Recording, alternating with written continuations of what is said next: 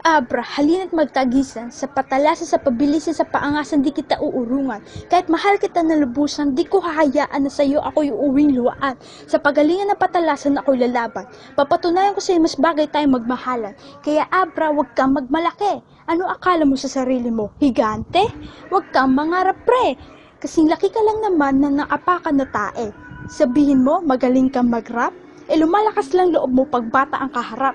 Tapos, akala mo lahat ng tao nagayuma mo na. Yung iba na daan mo pa sa abracadabra. Mga babae ang nangaharana para masabi nila, mahal kita, Abra.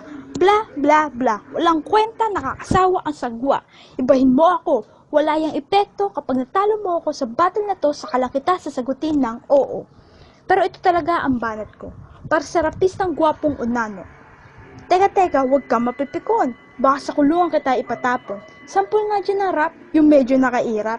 Oops, di ka nga pala bakla. Ay, sinabi ko bang bakla ka? Sorry na, totoo naman diba? Yun din kasi sabi ng isa mong tropa. Grabe, binuking ka? Naku, wala siyang kwenta. Siguro kasi, inggit siya. Ikaw poging bakla, siya bakla na nga mukha pang palaka. O tama na itong lumang banat. Paulit-ulit na lang kasi nakakaorat. Abra, matalino ka daw. Kaya sa tingin mo, sa battle na to, ang mananalo ikaw? Huwag kang masyadong mag-angas. Pantay lang tayo ng utak ungas. Tignan mo ang height mo daw, parang tubig sa batis, ang babaw. O wag kang masisilaw, sa utak ko, pag nag-isip, bigla na lang may bombilyang lumilitaw. Medyo walang sabit ang banat ko, pero mananatiling tugma ang mga letra ko. Baka isipin mo, isa lang akong mahinang MC na sa'yo umi-FC.